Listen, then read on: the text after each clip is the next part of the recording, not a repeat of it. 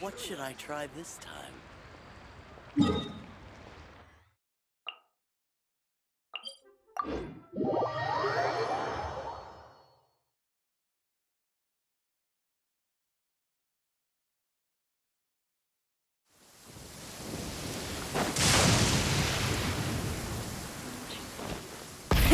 Rev the engines! Keep your eyes peeled. They should be around here somewhere.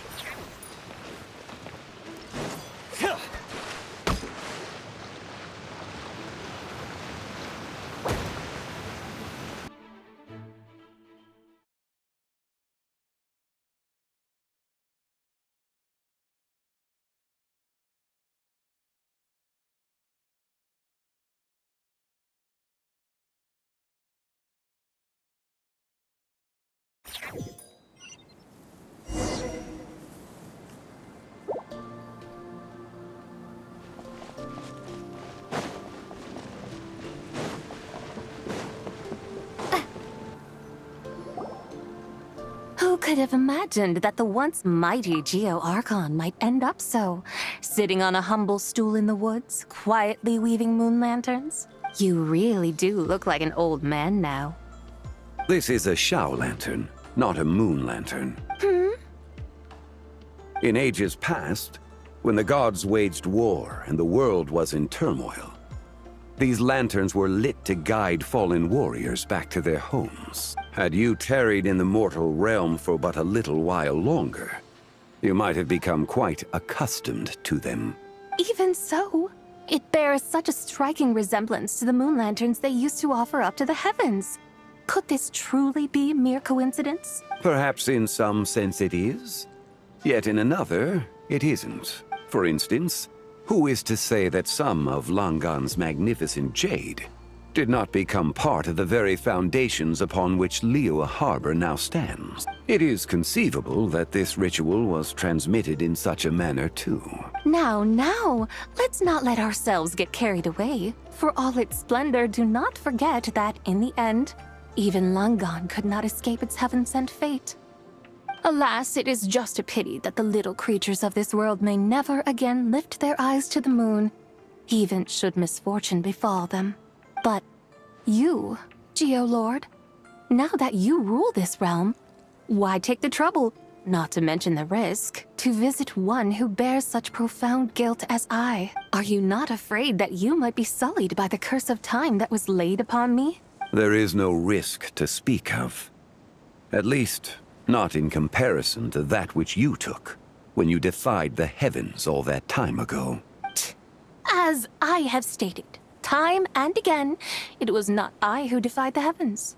Geo-Lord, the ancient affairs of Langan have nothing to do with me, for I am but one of her deadly selves, severed before her demise.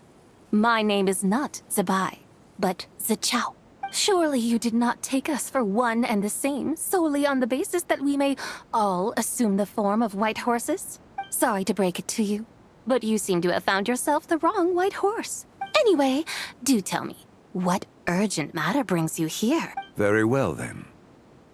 I have come to ask for Zebai's shade. Oh? So, the Geo-Lord has set his sights upon Zebai's human soul. And what is it that you intend to do with it? The world outside is changing. With the new moon's birth, the confines of the shadow moon are gradually disintegrating. In other words, the heavenly soul is set to return.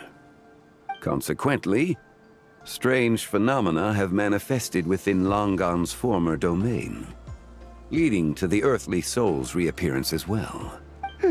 Most intriguing. My intention is to gather all three together, so that an old friend may finally make her return. I must admit, it seems that some remarkable affairs are coming to pass in the outside world. Yet there is one thing you seem to have overlooked, Lord of Geo. Back in the day, it was you that freed me from that painting. And afterwards, I took up arms in your name. Together we first subdued Chenyu Vale, then brought peace to Mount Qingse. It was for this cause that the contract between us was made. But now that the debt has been repaid, What cause have you to expect my aid? Zibai and I have long been friends. Given not only that you were manifested from a corrupt desire within her divine form, but that you also possess a fragment of her soul, how can you purport to be the wrong White Horse? I think you'll find that we are now as separate and distinct as any two beings ever were. What once shone with radiant purity has long become dust. What you see is no longer what it was. Oh, great Lord of Geo, should this still be unclear to you, I bid you take your leave. It seems that the fault lies in my own lack of consideration. As you wish. I shall let this matter rest. Wait! One moment, if you will. Should this not be your opportunity to propose a new contract? The part where you make me an offer I simply couldn't refuse? Even those puny mortals know how to haggle when striking their bargains. Should you, the famed god of contracts, not likewise strive for success through negotiation? Come now, enough with the posturing. It's time to name your price. Very well. I had, in truth, prepared a new contract for your consideration. I knew you would not come before me unprepared. Yet, you should know that I want for nothing, for I live in the mountains, carefree and untroubled. Occasionally, I even find sport in teasing the mortals who stumble into my presence. Then why persist in telling them those ancient stories? I speak of what transpired before the sky collapsed and the earth sank into itself. That is merely my way of passing the time. And what of it? Would any believe, much less remember, the ramblings of a mountain hermit? Those tales have long since spread throughout the mortal realm. Who? Should my words prove insufficient, I invite you to see the world for yourself. To this end, I have found you a pair of trusty guides. The Lantern Rite is presently underway in Liyue, and should prove quite intriguing for you. So this, then, is the contract you have prepared for me? Indeed it is. Think of it as a contract for a one-day festive excursion. Surely you do not hope to offer this in exchange for Tsubai's shade. The foundation of my very existence for a little excursion seems a little steep, wouldn't you say? Why not see for yourself? You can always decide afterwards. The final determination, of course, shall rest with you. Is that so? Then perhaps this deal might not be entirely off the table after all. Where then are these guides of which you speak? Hey, it's Xiangli! Oh, we've been looking for you everywhere. We thought you might have gone missing. You're here. So these are my guides. Well, well. They certainly look the part, I'll give you that. Guides? Oh, you poor innocent little creatures. The benevolent Lord of Geo has sold you to me, which means that for the rest of this day, you belong to me. Sold us to you? Just what have you gotten us into, Xiangli? The situation is not quite as dire as that would sound. I ask only that you accompany my Adeptus friend on a tour of Liyue. I would suspect that depends on how well you entertain me. Entertain you? Let us start with this Liyue harbor of which I have heard so much. Nowhere is quite so fascinating as a place teeming with little mortals. How come this Adeptus sounds so different from what Paimon imagined? Okay, we'll take care of it. Get ready to find out why they call Paimon the best travel guide in all of Tibet.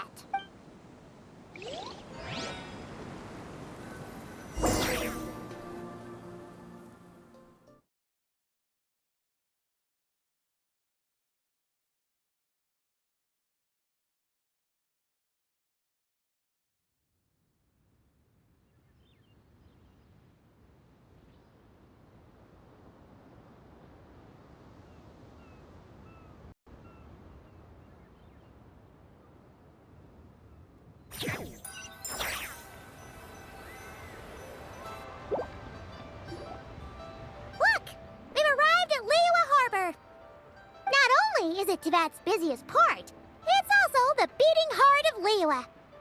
So, dear Madam Adeptus, where would you like to go first? With humble fare and wine to sip, in comfort clothed and soul at ease, one eats, and all the heart's ills cease. So we're heading straight for the good stuff?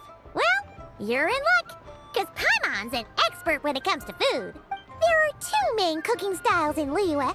Li cuisine, which is all about mountain delicacies, and Yue cuisine, which is centered on seafood. The most famous restaurants are Liuli Pavilion and Shinyue Kiosk. Oh, now Paimon's starting to drool. Yes, our only option is to go try them both. 2 meals back to back. Both sound like excellent options to me. Are these the kind of establishments that most people might visit on a regular basis? Not exactly. Both Li cuisine and Yue cuisine are known for their pricey ingredients. Definitely not what you'd call the budget options. But don't you worry about that. Just think of it as Zhang Li's little treat. Come on! Aren't you supposed to be pals with Hu Tao? I'm unsure we can afford to spend a little more of her mora at least. Hey! All Paimon wants is to provide our Adeptus with the best possible experience here. Don't you want that too? Both certainly sound like worthy choices.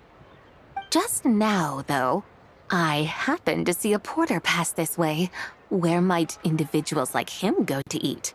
A hungry porter, huh? Oh! Paimon knows just the place! Yep.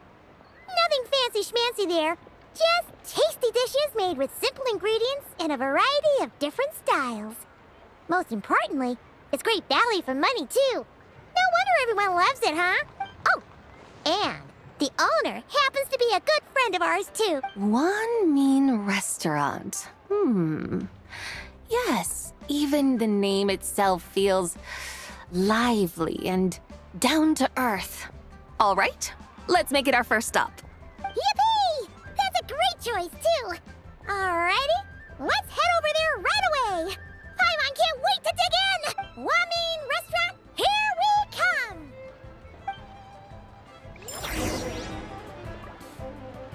Try and stop me!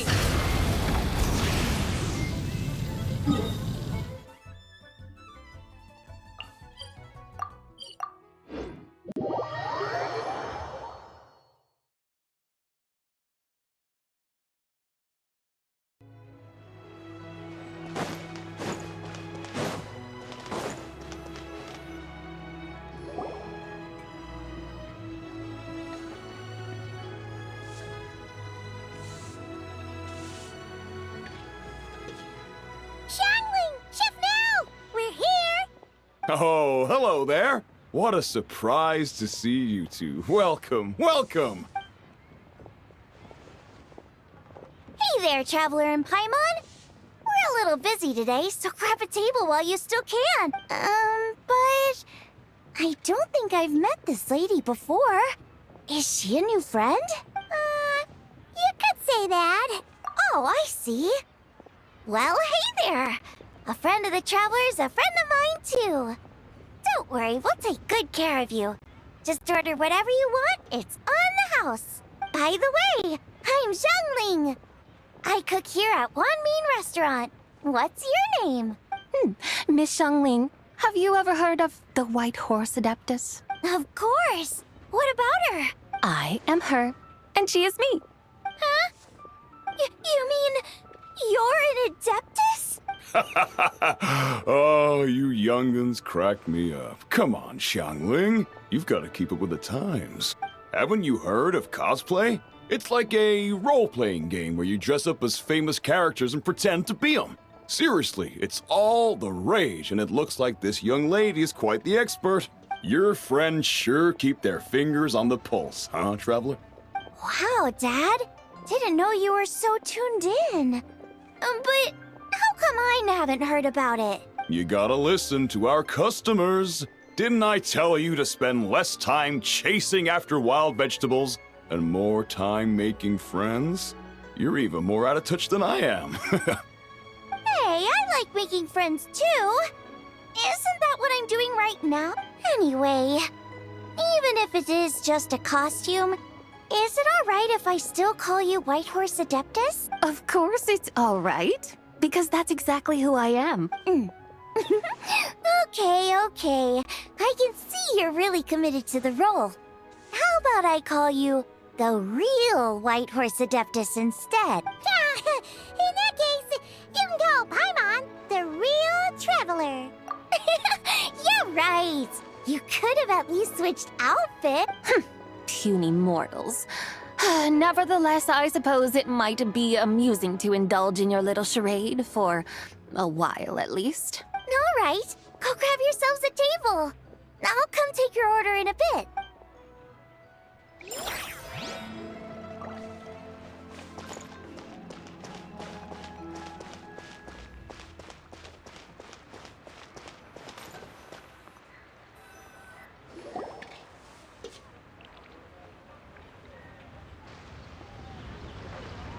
Hello. May I ask if Miss Xiongling and Chef Mao are here? Yeah, they're just over there. Wait a sec. Aren't you? So, what would you like to... You're... Hello, Miss Xiongling. It's me, Lu Xiongxiong, the one who broke some stuff here at your restaurant a few days ago. I just wanted you to know how sorry I am. I honestly don't know what came over me. Please forgive me. Oh, it's you. You really gave me a fright that day, young lady. You didn't actually get food poisoning from our black-back perch stew, right? Come on, Dad. She's come to say sorry. It's all right, Miss Lu. You must have been feeling a bit off that day. You're looking so much better now, though. Why don't you grab a table, too? This one's on the house. No, Hey, it's totally okay. We all feel under the weather sometimes, especially when we're away from home. Go on, find yourself a... yikes. Looks like all the tables are taken. Wanna come sit with us? We've got an extra seat over here. Thanks, guys. So what would you like to eat today? Feel free to order anything you like. I should very much like to sample your renowned poisonous blackback perch stew. it wasn't poisoned. That was all on me. So that's one portion of blackback perch stew. How about you guys? Paimon wants... Sure thing. Looks like Paimon's having trouble making up her mind. Anyway, I guarantee you'll love it. Let me think. Well, since the blackback perch stew is on the spicier side, I guess it makes sense to balance it out with a serving of stir-fried shrimp. And since it's Lantern Rite season, you better try out the triple-layered consomme and come and get it too. Those are our seasonal specialties. As for the carbs, since we've got a full table, how about some right at home? Along with our special chili mince cornbread buns. Trust me, you won't be disappointed. Then for dessert, I'll whip you up some Lucky Snow Delight. I just came up with it a few days ago, and I can't wait for you to try it. Wow! Sounds like quite the feast. Looks like Paimon's in luck today. Am I the only one who thinks that's way too much? Not at all. Don't worry, I know what I'm doing. And to top it all off, our star dish, Adeptus Temptation. You should know that we don't often serve this here at Wanmin Restaurant. But since this is my first time cooking for the White Horse Adeptus, I'm pulling out all the stops. Okie dokie, just sit back and relax. I'll have your dishes out in no time. Hold on. Did I just hear Miss Xiongling mention the White Horse Adeptus? You did indeed. And you're looking right at her. That's a joke, by the way. She's cosplaying. Oh, I see. Phew, almost believed you there for a moment. Tell me, little one, what business might you have with the White Horse Adeptus? It's a long story. Basically, a while back, I took part in an archaeological dig over at the chasm. While we were there, we discovered a number of relics. Our findings show that they date back to the era of Long Gone, an ancient nation whose people are said to have been the ancestors of some of the modern-day inhabitants of Chenyu Vale. And why might such matters concern the White Horse Adeptus? Because some of those relics not only seem to contain textual references to her, but even depictions of what she looked like. There have long been legends claiming that the White Horse Adeptus was a deity of that era, but there are plenty of other theories out there too. If I could just locate some more detailed records, I'm sure we'd be able to find out so much more. So you're into history? Well, to tell you the truth, I actually joined the archaeological team by sheer accident. But once I'd started down this path, I knew that I wanted to make something of myself. Recently, though, things seem to have taken a turn for the worse. Still can't believe I caused such a mess and even ended up hurting someone. Oh, so you're considering becoming a martial artist now instead? No, I mean, they weren't seriously hurt. It was just a few scratches, and they let it go after my mother compensated them. Either way, my career's pretty much over. And even though both the victim and the Ministry of Civil Affairs say they won't be pursuing the matter any further, my father says he's going to punish me according to our family rule. Family rule? Yeah, he's decided to ground me. I'll have to return to Chaoying Village after Lantern Rite, and goodness knows when I'll be allowed to leave again. Wow, that's harsh. Sounds like the kind of thing only rich, super traditional parents would do. We're not exactly rich, though. All we own are a few tea fields in Chaoying Village and a guest house in Liyue Harbor. A guest house?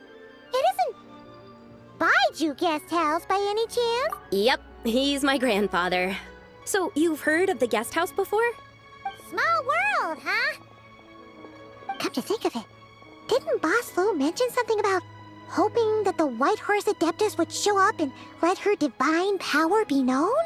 Sure, but Paimon's guessing this wasn't exactly what he had in mind. Little one, it sounds to me that your family is rather well off after all.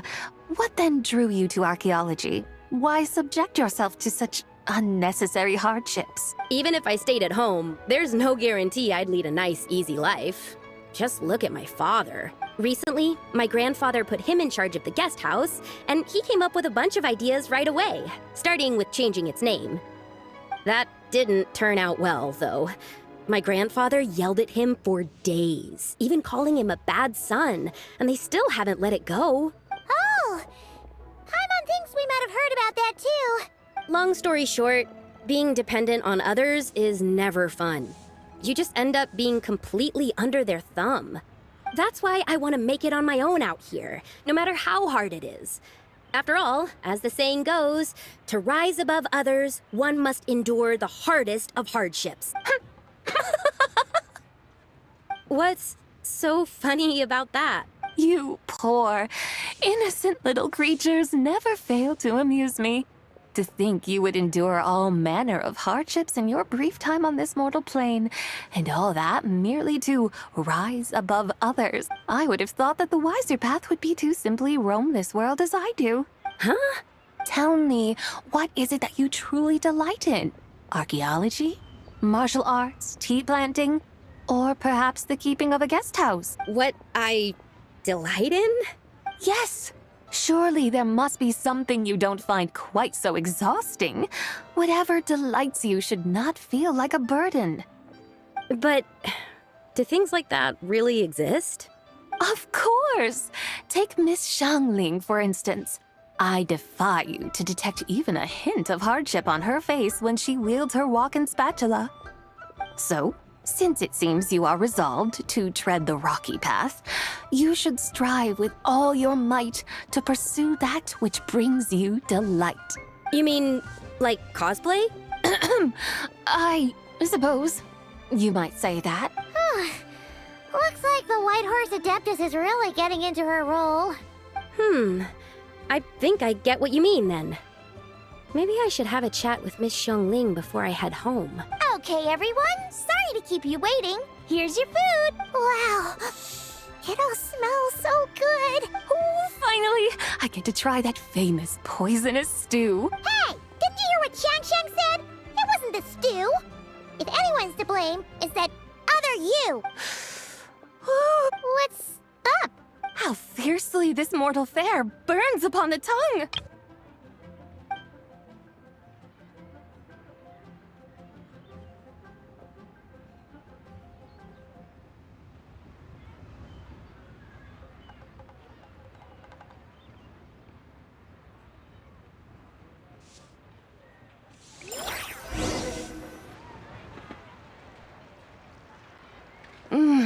most satisfying as poisonous dews go. So, where to now? Time, I think, to seek out some diversion? Oh, there's plenty of entertainment options in Liyue. Paimon will tell you that. The locals like to drink tea, walk their pets, play chess, watch operas, attend storytelling performances. Storytelling performances? You know, like listening to people telling stories. They're usually based on old Liyue legends, just like their operas. Stuff like the Divine Damsel of Devastation, Through the Eyes of a Dragon, or the Sanctification of Tao Do. What about the story of the bright moon that sits in the sky above us? Paimon doesn't think she's heard that one. Still, the moon does come up quite a lot. It's even in the name itself. The Yue in Liyue actually means moon. Since we're on the subject, you like telling stories yourself, right? Why don't we go check it out? In that case, I'll have to trouble the two of you to lead the way. Awesome! Let's go! Third round knockout, here we come!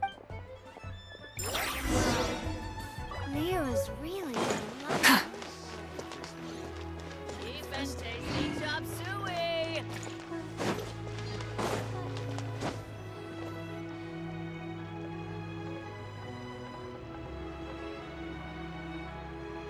What a tongue twister! I'd have made a complete fool of myself if I tried to say it on stage without practicing it first. Huh! Call yourself Iron Tongue, Tien. Wobbly Tongue, Tien, more like. I used to have that problem a lot. But if you just take your time to grasp the meaning and commit it to memory, you'll be able to say it smoothly in no time. You're right, Miss Yoon. I'll give it another try. Hey, Yunchin! Fancy seeing you here! What are you two talking about? Ah, Traveler and Paimon, we meet again. And who, may I ask, is this? You may call me the White Horse Adeptus. The White Horse Adeptus? She's not really an Adeptus. I see. Well, it certainly looks like a lot of fun. Oh, funny you mention it. This type of thing is actually something I'm quite familiar with. Once, to perform Through the Eyes of a Dragon, I decided to imagine that I was Rex Lapis himself. It was the only way to truly inhabit his mindset and understand his resolve to quell those demons. Sounds like you just wanted an excuse to feel all big and powerful. Hey, that's... You just don't understand how inspiration works. You're one to talk. Paimon's traveled all over with the Traveler, and she's seen things that would make your jaw drop. All right, then. Since you claim to be so knowledgeable, why don't you prove it by reciting an ancient poem? An ancient poem? Which one? Ha! See? You mean to tell me you've never even heard of the ancient poem called An Ancient Poem? What kind of a title? Quit teasing, Paimon. We only just found out about that ourselves. He's talking about the writing on those ancient relics. When we first saw it, we couldn't figure out what it all meant. So in the meantime, we decided to just refer to it as an ancient poem. However, thanks to the painstaking work of the scholars who were tasked with decoding it, it seems like that's exactly what it was. Or rather, an ode offered in veneration of the moon and the White Horse Adeptus. Oh, yeah. Didn't Kuching mention that before? It's got something to do with Long Gone, right? That is correct. The Ministry of Civil Affairs has issued a notice stating that, although it is true that the moon may disappear tonight, we should be in no danger. In other words, there's nothing to fear. But if you're worried, we can always take a leaf from the Book of the Ancients. By reciting this poem, I mean, and calling for the White Horse Adeptus's aid. If we do that, I'm certain she'll protect our moon and keep us safe. Oh, seriously? Paimon has to get a look at this. Under moon eternal, in radiant night, a maiden grants silk, soft and light? What in Tibet's that supposed to mean? Under moon iridescent, in night divine, blah blah blah, something cloth so fine. Something about fields being plowed, something else about seeds being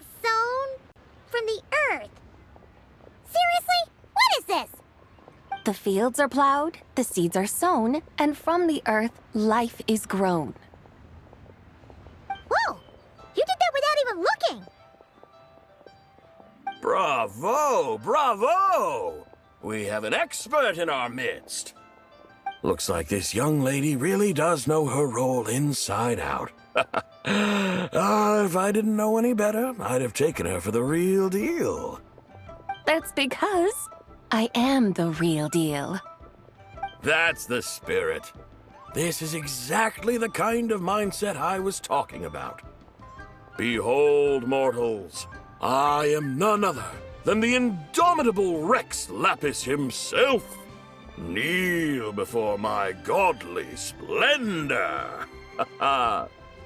Believe me, young lady, I know exactly why you do it. Back in the day, I was just like you. I must say you are rather amusing as mortals go. Miss White Horse Adeptus, it is a great pleasure to make your acquaintance today.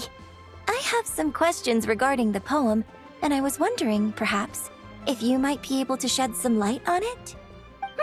You want me to explain the full meaning of its verses? Your guidance would be much appreciated. Fascinating. Tell me, do all the people of Liyue still express such reverence for the ancient ways? Well, it's true that we hold a deep fondness for our history, but it is hardly our only pursuit. One of my good friends, for instance, is even more devoted to the modern Fontanian art of rock and roll. Exactly! And don't forget, great practitioners of the role-playing arts walk among us too. People like me and you, young lady. Yes. So rather than placing too much emphasis on our reverence for the ancient ways, it might be better to say that here in Liyue, 100 passions bloom, each with a voice of its own. I see.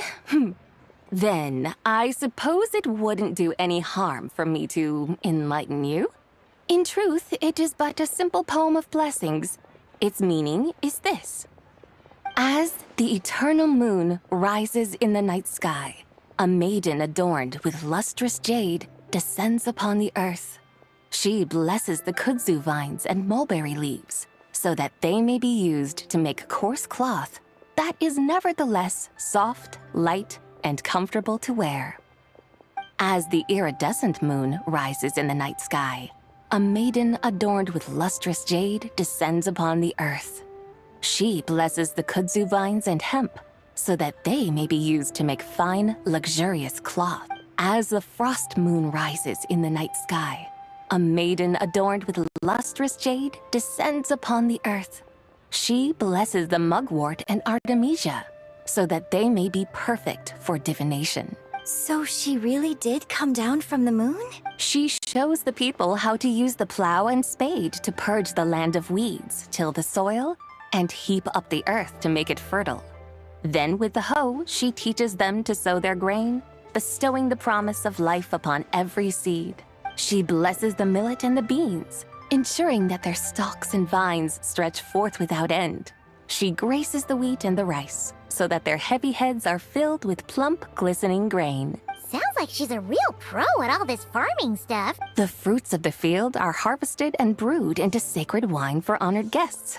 This we reverently present to the divine maiden, with every ceremonial step flawlessly observed, so that she may witness the depth of our piety and respect. Oh, divine maiden, how can your graceful presence in the sky not seem like that of a fairy descending from the heavens? Oh, divine maiden, how does your pure and radiant form not resemble the guardian spirit of our land? I send my heart's desire, ascending to the heavens, beseeching you to grant us good fortune and blessings in the coming year. Huh? So, that's what it's supposed to mean? I find myself speechless. Moved beyond the power of words to convey. Oh, young lady, you have shown me the heights to which a true role player might aspire. A truly remarkable performance. I did not anticipate that anyone could unravel this poem with such depth and clarity, And so soon after the Ministry of Civil Affairs noticed, too. I'd even begun to consider myself somewhat versed in the matter. But as they say, there's always someone more knowledgeable out there. Allow me to extend my thanks to you, Miss Whitehorse Adeptus. You are far too humble, young one. I must confess, it is I who have been surprised. Not only by you, but also by this Liyue Harbor of the present day. Ah, so you're not from Liyue. And what, may I ask, has surprised you about it? Oh, it's nothing really. Just some old memories scattered here and there. Very well, my guides. I suppose it is time we set forth on the next part of our excursion. I'd like to go see that wharf now. What say the two of you? No problem. We'll take you wherever you want. Oh, leaving so soon? Before you go, allow me to introduce myself. I am Yunjin, director of the Yunhan Opera Troupe. May I ask your name in return? My own name is scarcely worth mentioning, but since you asked, perhaps I'll tell you the title of that poem instead. Huh? So, it isn't actually called an ancient poem? Of course not. Its real title is Odes of Long Zabai. Odes of Long Zabai. All right then, until we meet again.